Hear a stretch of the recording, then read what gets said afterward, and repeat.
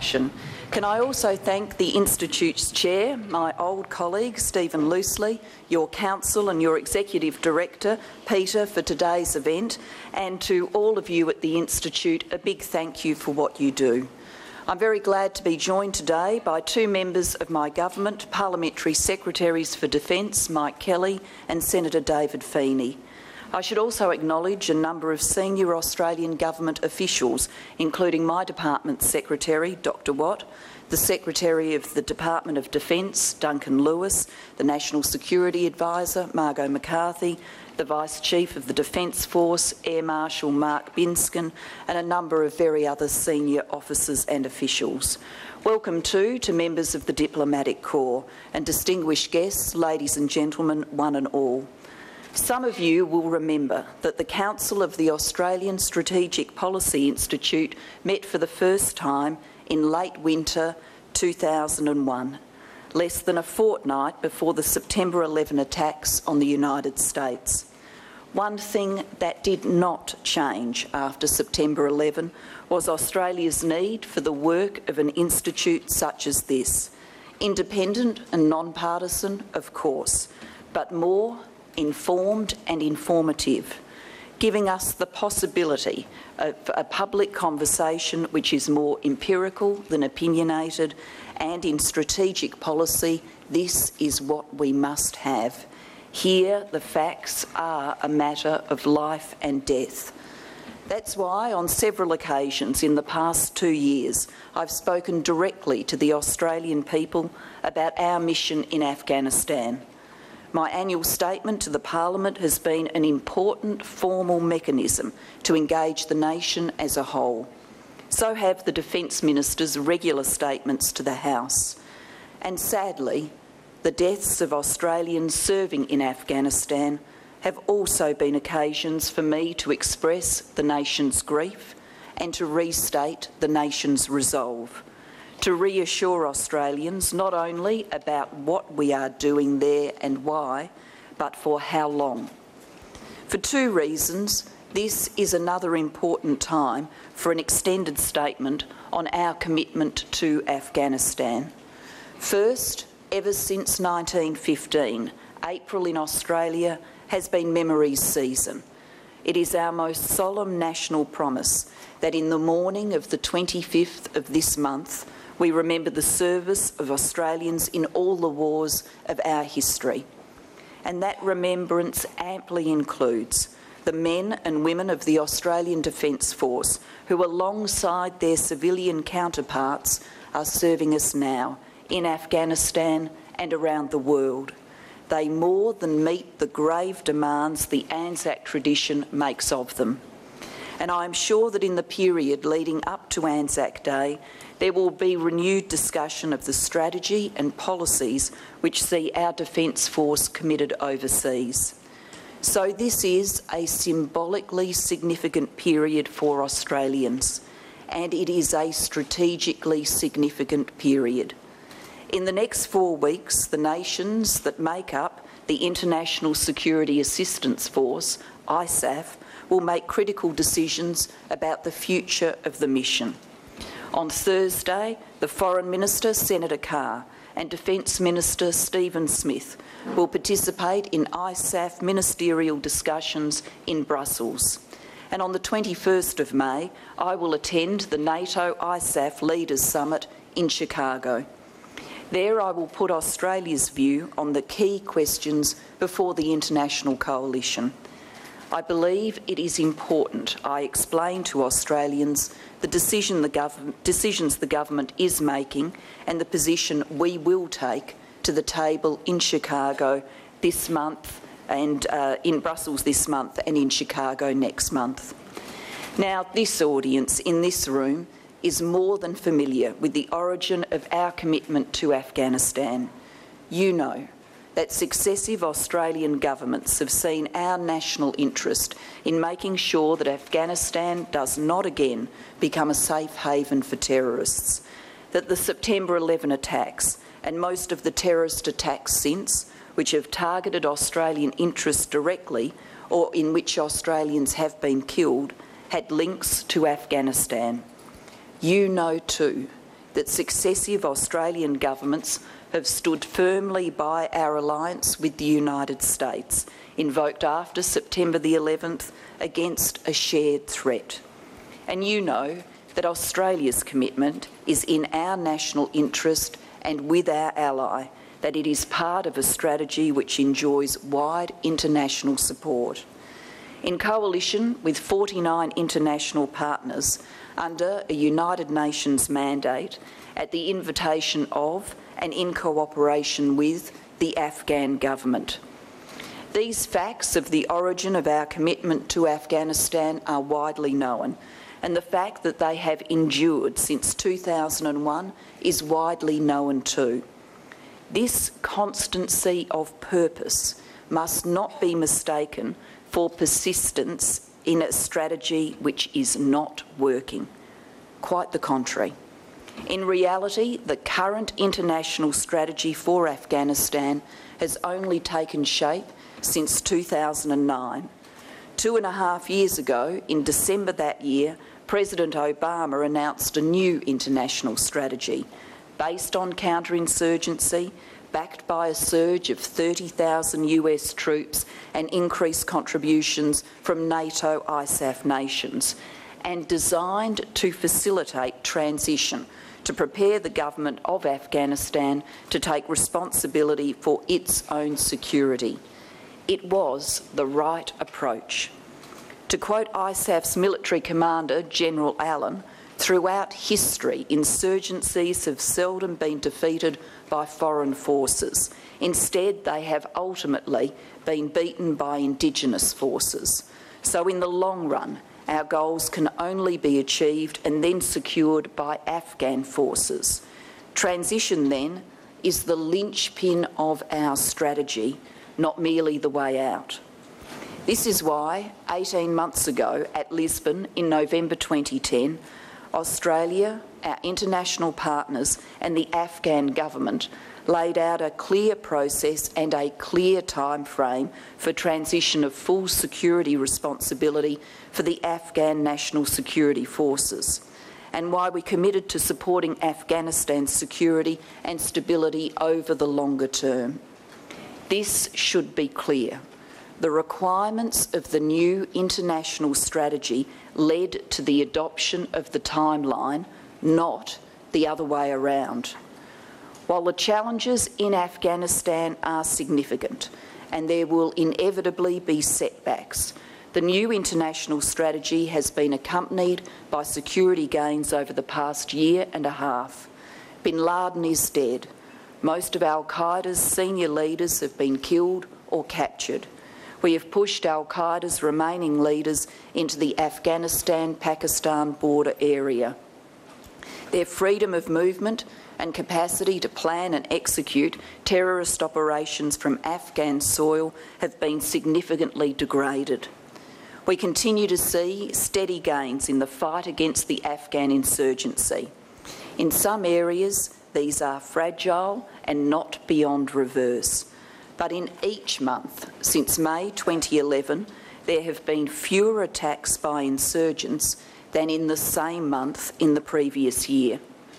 Afghan forces are now leading more than a quarter of special operations and just under half of conventional operations. We are also seeing progress in Uruzgan province, the main focus of Australia's contribution. The Afghan National Army's 4th Brigade is increasingly capable of planning and conducting operations on its own, and the Afghan security presence across the province is expanding. The brigade is conducting combined operations with the Afghan National Police, and it is leading in many operations, with our mentoring task force in a tactical support role. For example, Commander 4th Brigade oversaw a 2-week operation to clear a contested valley last month. Led by the 6th Kandak, this operation demonstrated the 4th Brigade's ability to plan, execute and sustain an operation over an extended period. It was marked as a keen success. The brigade was able to disrupt insurgent resupply, to manoeuvre through an insurgent stronghold without taking major casualties, and to make contact with the enemy in an area the insurgency previously considered to be a safe haven. Although we still face a dangerous enemy, this is the kind of progress we see in Uruzgan and across the country. And this view is increasingly shared by our Afghan partners. With all this in mind, Australia, the international community and Afghan authorities have now reached another point where key decisions need to be made. This is the vital business of the Chicago summit in May: to review our progress in transition, to map out how we intend to complete the handover of security responsibility to the Afghan government, to ensure sustainment, to build the international commitment necessary to fund, train and support the Afghan national security after transition is complete, and to highlight our long-term support to recommit to and define our continued contribution in the years after 2014. In our transition is already happening. Today, around half of the population lives in areas where the Afghan National Security Forces have begun taking the lead security responsibility. The next stage of transition, Tranche 3, will be announced soon, and it is likely next year, mid-2013, the fifth and final tranche of districts and provinces will have commenced transition. ISAF has made clear that this will not mean the end of combat support or training.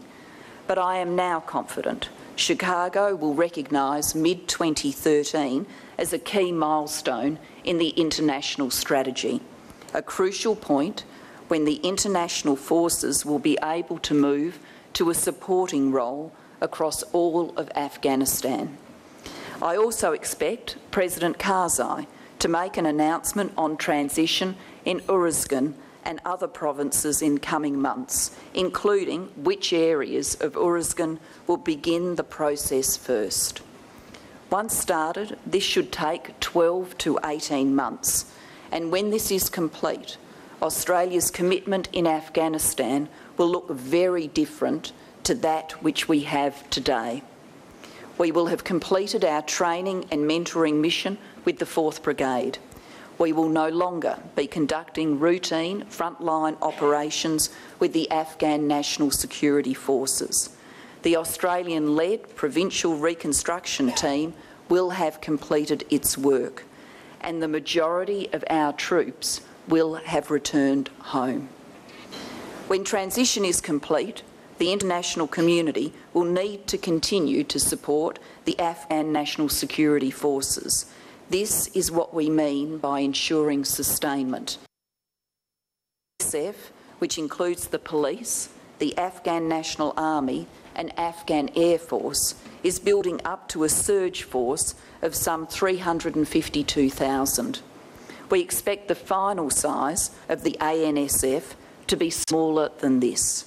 Indeed, the government of Afghanistan has made some initial decisions about likely future size and force structure.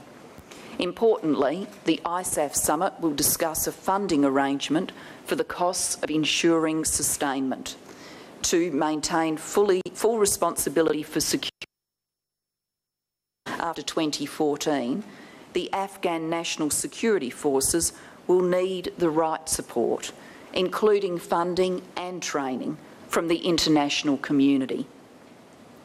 In Chicago, I will be arguing strongly for broad and substantial international support, and I will go to Chicago prepared for Australia to pay our fair share. Australia will also be prepared to provide niche training to the Afghan National Security Forces after 2014. We are already involved in institutional training through the Afghan National Army Artillery Training School. In future, we will support the proposed UK-led Afghan National Army Officer Academy. We will maintain a role providing training and support to policing in Afghanistan. The AFP will progressively refocus its police development efforts from training in southern Afghanistan to institutional capability development of the Afghan National Police in Kabul. And finally, as I have stated previously, we are prepared to consider a limited Special Forces contribution in the right circumstances and under the right mandate. There may be a continuing role to train the ANSF to conduct and to work alongside them in carrying out counter-terrorism operations in Afghanistan. Australia has an enduring national interest in ensuring that Afghanistan does not again become a safe haven for terrorists. Reviewing progress in transition and ensuring sustainment are the vital work for Chicago. Stating our commitment to Afghanistan's human and economic development is vital too. Strengthening the capacity of the Afghan government, economy and institutions will be essential to ensuring that the gains made to date are not reversed. Sustaining development and growing the economy will be enormous challenges in the years ahead. The people of Afghanistan enjoy greater freedoms today and a better quality of life than in 2001. In that time, life expectancy has increased by 5 years to 48 today. 85% have access to basic healthcare services under the Taliban.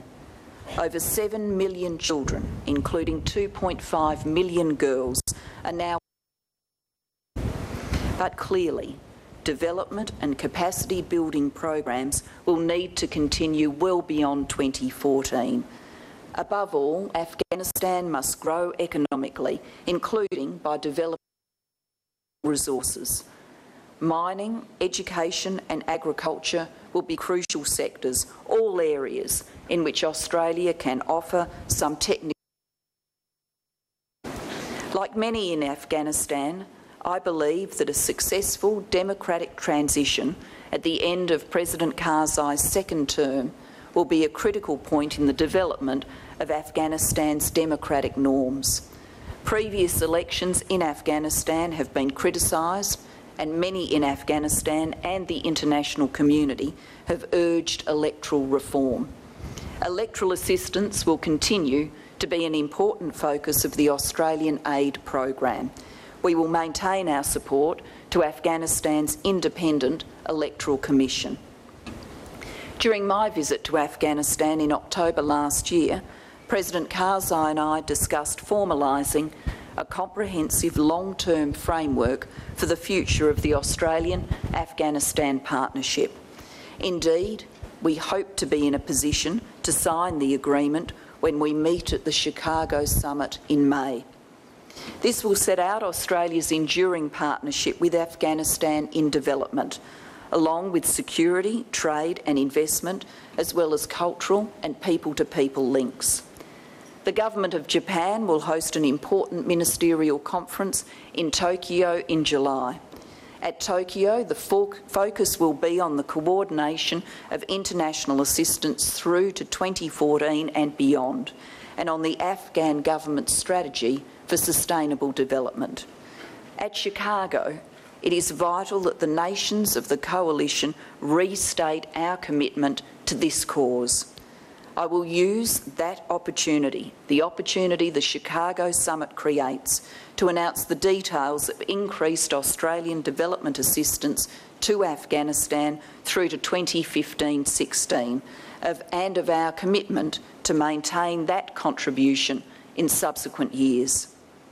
At Chicago and at Tokyo, the international community will meet in a spirit of mutual commitment, so these are also opportunities for the government of Afghanistan.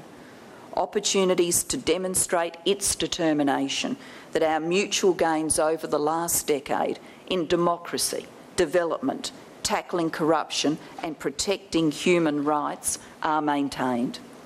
Australia and the international community also have a key role to play in supporting political reconciliation within Afghanistan. Reconciliation is not a precondition for successful transition. Our strategy is designed to ensure Afghanistan can wage counterinsurgency beyond 2014.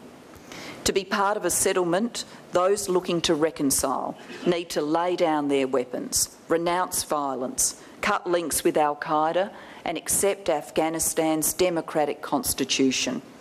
And by taking the fight to the insurgents and strengthening the Afghan forces in that fight, we help create the conditions for a successful Afghan-owned and led process. It is clear talks are in their very early stages. They are likely to be long and complex, and inevitably they will involve setbacks.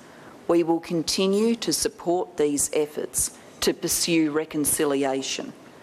We will also continue to work for a secure external environment for Afghanistan.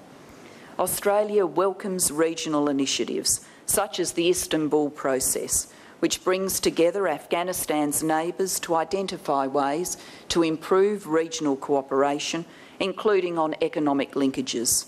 And Pakistan is crucial to Afghanistan's ability and stability. We know well that Pakistan has been at the front line of the threat of violent extremism in its region. Terrorist groups have attacked its people and government. Pakistan has launched numerous operations against these groups, including in areas near the border with Afghanistan. And in this fight, the people and the military of Pakistan have suffered losses in the thousands, indeed in the tens of thousands, over the last decade. Nevertheless, there is also no doubt that parts of Pakistan are being used by terrorist groups, particularly in the Afghanistan-Pakistan border areas. I am realistic about the threat that poses, realistic too about what can be done to limit that threat. And our strategy to build Afghanistan's own security forces is founded in that realistic assessment of the country's future strategic environment. The government of Pakistan is in no doubt about Australia's determination or our concerns. We will work with Afghanistan and with Pakistan in those areas where our best judgment is that cooperation against terrorism, which threatens both states, is effective and real. So, for instance, there is scope to improve the tracking and control of items that assist terrorist groups in their attacks, as we see in the problem of Pakistani fertilisers being used to produce IEDs in Afghanistan. And we will do whatever else we judge best makes a difference in this difficult and sensitive task. The people of Afghanistan face immense challenges for their national future: harsh national terrain and turbulent history, tribal politics and the impact of 30 years of war, contemporary problems of corruption and narcotics. National progress is the ultimate responsibility of the Afghan government and the people. But the world can help, and Australia can do its part. I welcome a genuine public debate on our commitment to Afghanistan. I say this because I am confident that the government's approach is one which is soundly in Australia's national interest, as well because our people are entitled to a genuine questioning of national policies in a matter so serious and difficult as this. In 2011, 11 Australian soldiers were killed in action in Afghanistan and 50 were wounded. 4 died and 10 were wounded as a result of attacks by rogue members of the Afghan National Army. Several other nations have also suffered such attacks. These raise legitimate questions about the success of our mission to train the Afghan National Security Forces. I also know that for many of our Defence Force families, the impact of these attacks was especially deep. We are working with our Afghan partners to tighten vetting and screening and to implement a counter-infiltration plan. I can assure Australians that we will do our very best to protect our soldiers from this threat. Events of recent months have underscored the challenges for Australia and our ISAF partners and our Afghan partners. February's deeply unfortunate incident in which Islamic holy books were burned at Bagram Air Base caused offence to many in Afghanistan and indeed around the world. While in March we were all appalled by the killing of Afghan civilians by a US soldier, a shocking crime condemned by US and ISAF leaders alike and by public demonstrations across Afghanistan. These actions of an individual are no mark against the tens of thousands of courageous professionals deployed by Australia, the United States and other coalition countries, any more than attacks by rogue ANA members are a mark against the hundreds of thousands of patriotic Afghans training in uniform to build a capable national security force. In March, an Australian Civilian Corps advisor working with local communities on development activities in Uruzgan was injured in a suicide attack. A reminder that our civilian staff in Afghanistan, our diplomats, aid workers, police and civilian corps workers are also doing a magnificent job in dangerous circumstances. And the weekend's renewed insurgent attacks in Kabul remind us that as the insurgency comes under greater sustained pressure in the field, the prospect of high-profile attacks aimed at disproportional global public impact remains. What remains too is the fact that these attacks were successfully countered by the Afghan National Security Forces without substantial direct support from ISAF forces in Kabul. An encouraging sign for the future of the counterinsurgency and for the success of transition to Afghan security leadership. And the shared endeavour between ISAF and Afghan forces across the country goes on. None of this is easy. There will be hard days ahead. There will be new days of grief. We did not enter this conflict lightly, and we do not persist in it without great care. I know that the peoples of the world's democracies want to see their sons and daughters returned from war, and that is as it should be. I recognise that the global economic climate leads many, especially in Europe, to think of the pressing needs at home. And I see that the people and leaders of Afghanistan rightly look forward to the day when they can truly lead in their own country. These are considerations I weigh heavily, as do the leaders of all ISAF nations. They are why I argue strongly for the integrity of the transition strategy, because the international strategy for transition in Afghanistan is the responsible, orderly, sustainable approach to full and permanent Afghan responsibility for security.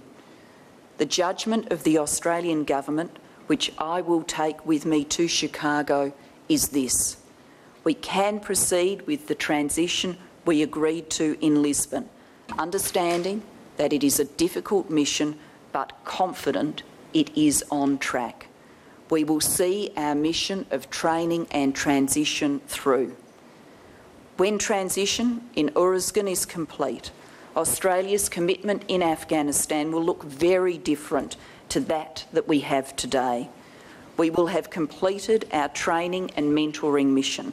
We will no longer be conducting routine frontline operations. The provincial reconstruction team will have done its job. The majority of our troops will have returned home, and there will still be some work to do. We will ensure sustainment of the Afghan National Security Forces after 2014, and we will support the long-term development of the Afghan government, economy and institutions. We will not abandon this mission for which so many have worked so hard and for which some have lost so much. So I can say today to our people, whatever their view of the war, to the audience here which considers these issues so carefully, to the Australian civilians working in Afghanistan, to our troops and their families, this is a war with a purpose. This is a war with an end. We have a strategy, a mission and a time frame for achieving it. We are serving our national interest in Afghanistan. Thank you very much.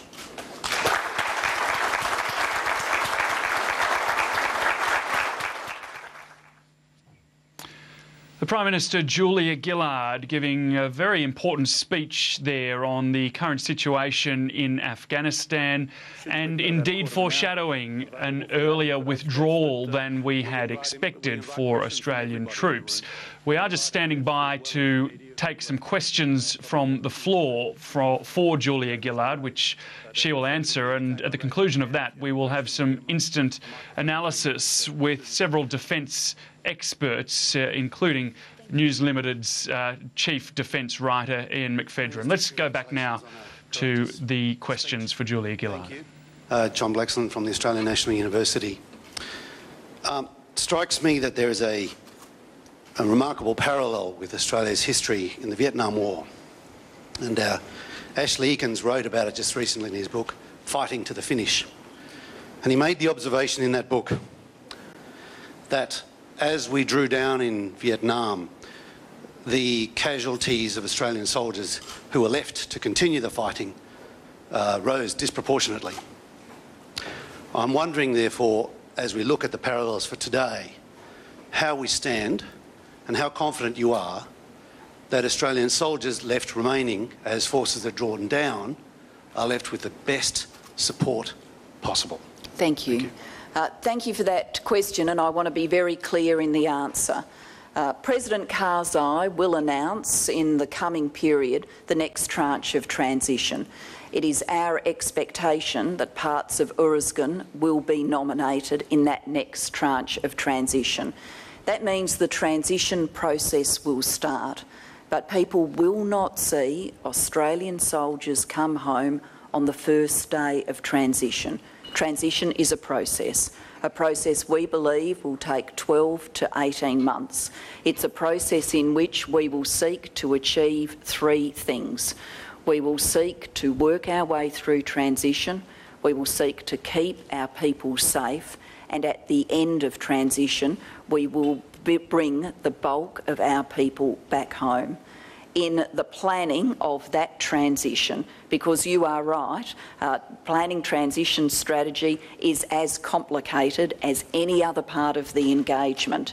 In planning that transition, we will of course work with the best of military advice to plan it so that it works the way that all of us would aspire to see it work. But let me emphasise again, because I think this is important to the understanding of the concept of transition, it is not a moment in time. People will not see our ADF personnel or any of them come home on the first day of transition. Transition will be a process and people will see the bulk of our forces return at the end of that process. Brendan, did you have a question? Brendan Nicholson.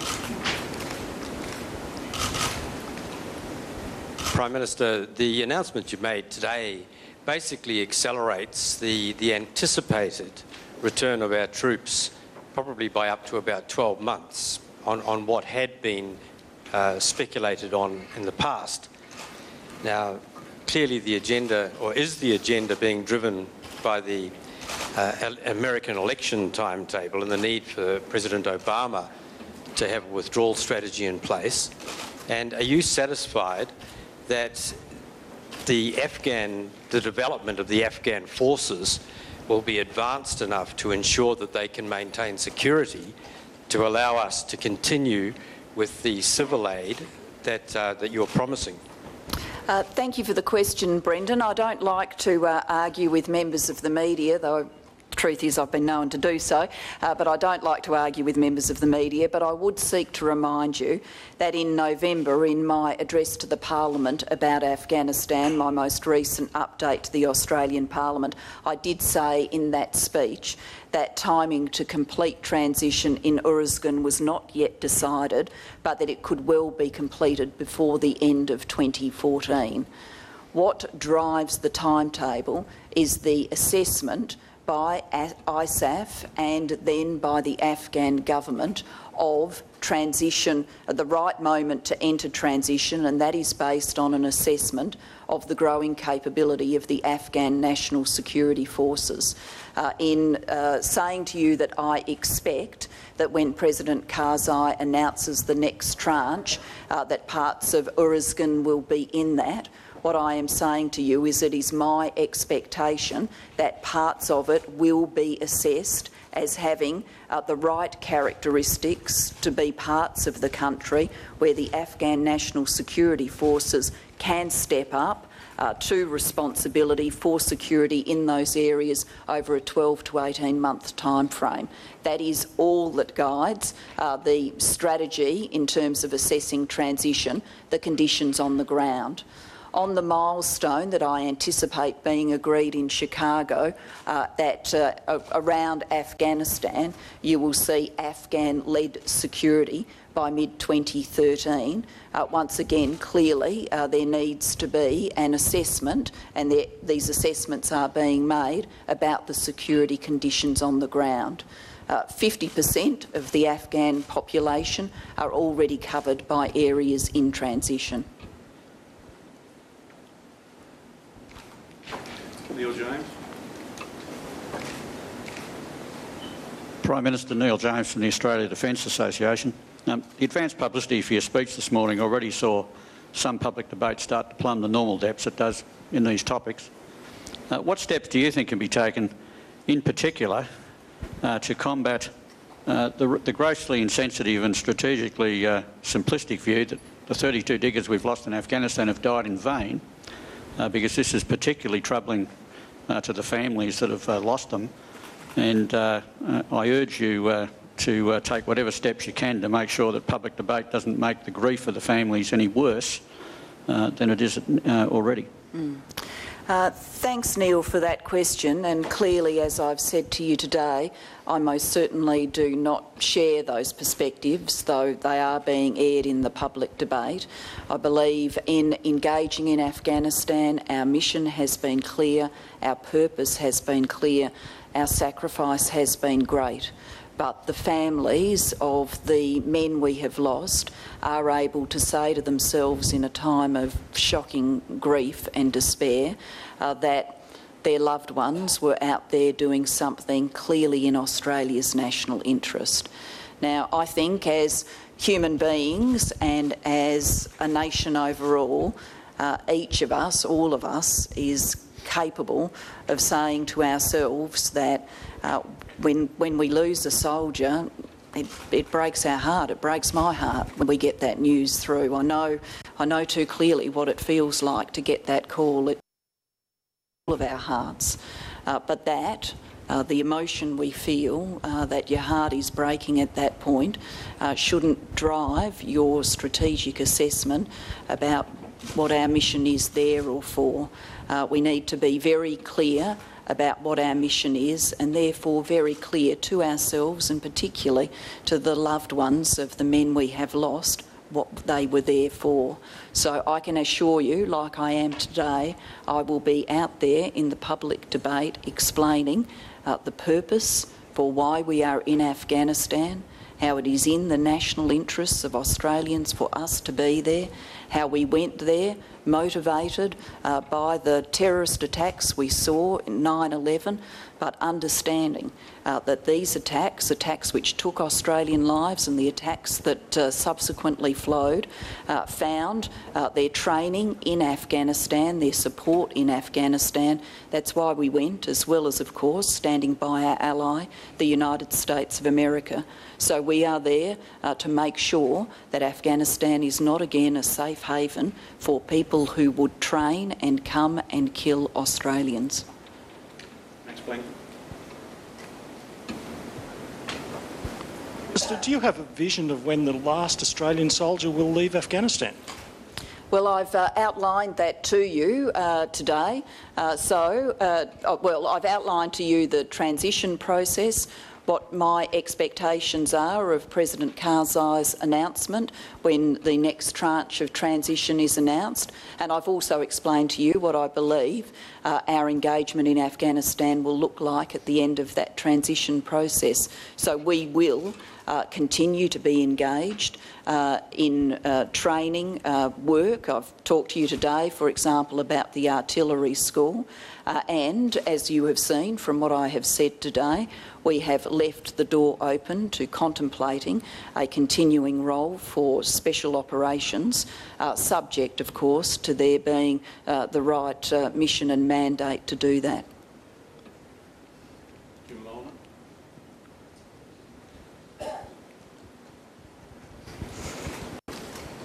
Prime Minister Jim Molan. Prime Minister, success in Uruzgan will only have meaning if we have success across all of Afghanistan.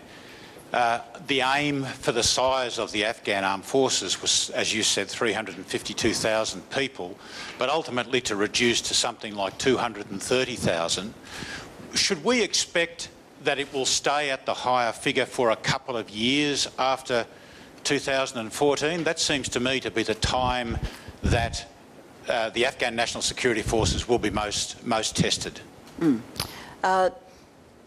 That's an important question, and I indicated to you that the force structure that is being contemplated is a surge force of around 350,000, but that over time would not be the ongoing force structure of the Afghan National Security Forces. Not in a position to give you a number today about what the ongoing force structure would be, nor a date or even a window as to how it would move from the surge number to the ongoing number. These matters are clearly under discussion now. They are under discussion in Kabul and beyond, but final decisions have not been taken. So I'm not going to, before final decisions are taken, speculate about numbers. But I think you do raise an important point about clarity about how the Afghan National Security Forces will be configured at this surge level and how the step down will be done to the ongoing force posture.